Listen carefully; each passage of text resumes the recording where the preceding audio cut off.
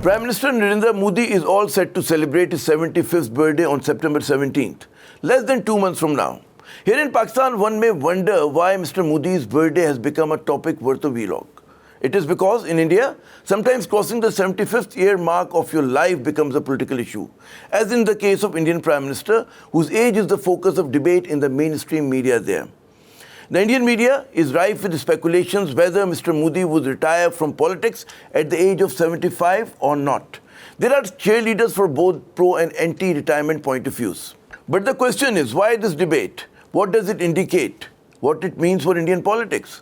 Why powerful voices from Mr. Modi's own camp, the Sangh Parivar, are suggesting that like a good practicing Hindu, Mr. Modi should retire in a bid to prepare for the last leg of his life and aim for salvation. And from Pakistan's point of view, if Mr. Modi makes an early exit, what would be the implication on its already hostile relations with India? Let us try to take these questions one by one. The debate about Mr. Modi's political future indicates that he is now no longer seen as the undisputed popular face of Hindutva politics. He is a fading star. After 11 years of rule, he is no longer seen as Hindutva's knight in the shining armor. Why? Because many of Modi government policies are backfiring, and as a Prime Minister, he has failed to fulfill a number of his grand promises. But I'll come to this later. Here, for the Pakistani viewers, two concepts need to be explained a little. Sangh Parivar and the unwritten retirement rule at the age of 75 in fundamentalist Hindu ethics. Let's take the Sangh Parivar first. It's an umbrella term used for the collection of Hindutva organizations germinated by the RSS. These include the ruling BJP, religious groups like Vishwa Hindu Parashad, student wing ABVP, the militant wing Bajrang Dal, and the workers' union, the Bharatiya Kisan Sangh. In a nutshell, the Sangh Parivar represents the Hindu nationalist movement, and its mothership is the RSS. Historically, the RSS blessings are seen crucial for the BJP for elections as well as on all the key issues dear to the hardline Hindus. In recent times, Mr. Modi and his close coterie did try in a subtle manner to carve out an electoral space for the BJP independent of the RSS. But it is easier said than done.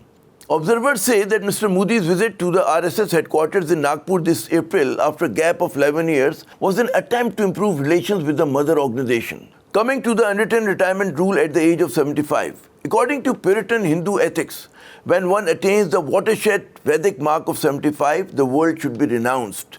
This is the time to start the journey for moksha or salvation. That's what Vedas teaches, and these teachings have been reminded by none other than the supreme RSS leader, Mohan Bhagwat, this July.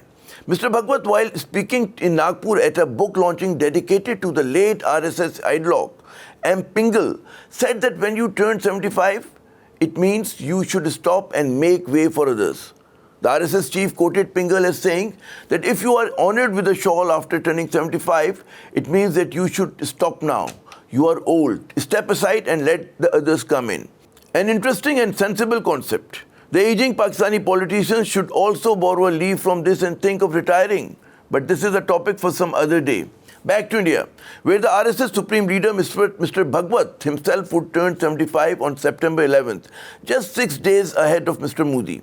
The Indian opposition and Mr. Modi's critics within the Sangh Parivar say the RSS chief's remarks are basically directed toward Mr. Modi, suggesting that his time in politics is up.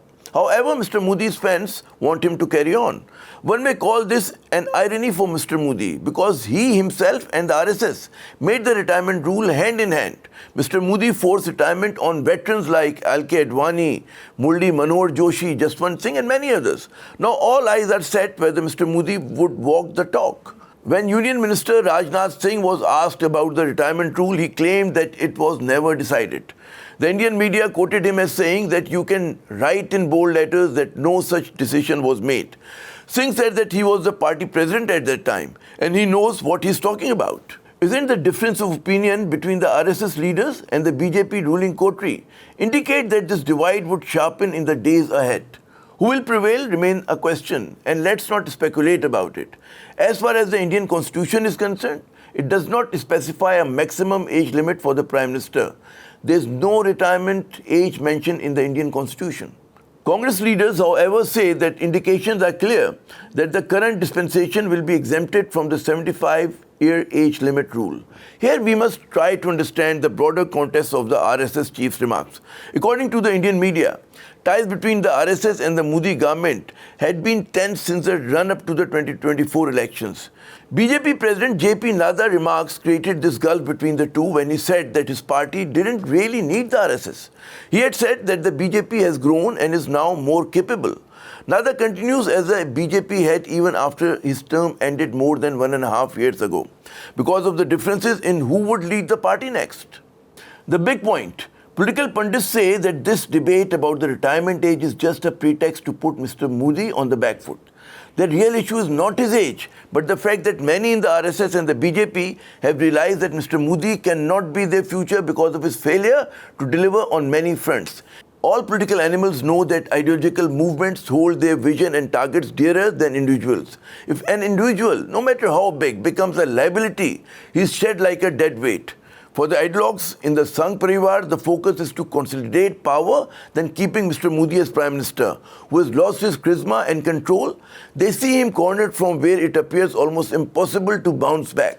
The most tangible evidence of Mr. Modi's falling popularity is BJP's failure to secure a clear majority in the 2024 elections. Another tangible evidence of his weakening grip is his inability to bring a party president of choice. According to the Indian media, the RSS does not want Modi to bring another puppet like Nadda as a party head. In a nutshell, the 75-year benchmark that Mr. Modi had himself once enforced is now being used as an excuse to pressure him. The Modi myth, which dominated India for more than a decade, now stands tarnished because of the unfulfilled promises, poor delivery, lies and failed ideas. That's what Mr. Modi's critics say. They also say that the Modi government failed to create jobs, curb inflation, hold the corrupt accountable, and even could not protect the woman. This charge sheet does not end here. It also includes political victimization, inciting communal hate and violence, and pressuring and manipulating the judiciary, the election commission and the media, which overall led to the weakening of democracy in India. Instead of merit, Mr. Modi is also being accused of banking on a small coterie including Amit Shah, Ajit Doval and S. J. Shankar, which crippled the governance. Even at the state level, Mr. Modi is being accused of appointing lightweights that led to friction within the BJP. Modi's rivals also accuse him of wrecking India's secular fabric and sharpening the divide within the country by targeting religious and ethnic minorities. Another blow to Mr. Modi came on the foreign relations front. He always portrayed himself as a popular leader on the world stage, but that image also stands badly eroded. I'll come to the failed Operation Sindoor a bit later, but even before this misadventure against Pakistan, the US President Trump had shaken Mr. Modi's image by sending illegal immigrants back to the country chained and humiliated. Trump tariff war remained one-sided as New Delhi crumpled before Washington's demand.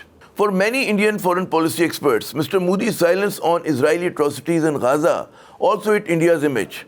For them, the countries India stood by while abstaining from voting on a ceasefire resolution at the UN proved a national shame. Mr. Modi also mismanaged relations with China, leading to the 2020 border clashes in Ladakh, following which China managed to assert its position in the disputed region.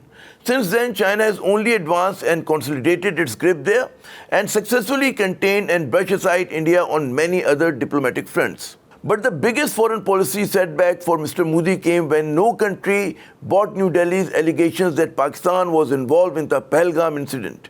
India's 4-day war with Pakistan resulted in the downing of its 6 aircraft, including top-of-the-line Rafales, as New Delhi badly failed to meet any of its stated objectives of the operation. President Trump's repeated assertions that he brokered ceasefire between Pakistan and India rubbed salt into Delhi's wounds. The Indian denials got unnoticed on the world stage as Trump rehyphenated India with Pakistan. This came as a huge psychological blow to the Hindutva followers who believed that they were the sole power in the region and could act against any country just like the United States or Israel. But Pakistan punctured these delusions. For the Sangh Parivar ideologues, these are worrying signs. They have many reasons to think about Mr. Modi's replacement. Therefore, the age factor is not the only issue. Had Mr. Modi been delivering, the age factor would not have been brought on the front burner. For many observers, the Bihar election would be Mr. Modi's last chance. Others say that even a victory in Bihar would not be enough. The BJP won both Haryana and Maharashtra, But that brought into focus the issue of electoral malpractices. In Bihar, the Election Commission's intervention for the revision of the electoral roll has already poisoned the atmosphere. Perhaps the Sangh Parivar now needs a new mascot. The change is just a matter of time. Even if Mr. Modi survives for now, it is unthinkable that he would lead the BJP in the 2029 elections. Moving to the last point. Will Mr. Modi's exit change Hindutva politics and India's dream of establishing its hegemony in the region? This is unlikely even under Congress. The packaging could change, but not the intentions and the targets. If any of Pakistani politicians think that Mr. Modi's departure would open a door for improved relations, they are mistaken. Under Mr. Modi, India changed the red line in its favor. The unilateral decision to make occupied Kashmir part of Indian Union territory is only one of them. Another red line that has been breached is of putting the Indus Water Treaty in abeyance. Whether Mr. Modi stays in power or not, whenever the two countries return to the table, New Delhi would have two major cards already in its pocket. It would be negotiating from the position of strength. No future government in New Delhi would be in a position to roll back these decisions easily. The doors of conventional pre-August 2019 type of diplomacy stand closed now. Mr. Modi's unilateralism has apparently strengthened New Delhi's position but intensified polarization both within occupied Kashmir and his own country and the region. India thinks that it can live with it and with the passage of time would eventually turn the table in its favor.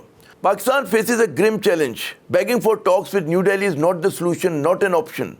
Pakistan should only hope for a cold peace with India for now. But given India's adventurism in May, there is every likelihood that Mr. Modi can go for another such misadventure to score a symbolic goal against Pakistan in a bid to revive his sinking political capital. That's why Pakistan needs to stay alert in the short run. Going forward, Pakistan must fix its politics, revive its economy and settle its internal disputes. Only a strong and stable Pakistan can be the guarantor of peace in South Asia. That's my perspective. What's yours? Drop a comment below and let's keep the dialogue moving. See you in the next vlog or a podcast. Thank you for watching Narratives TV.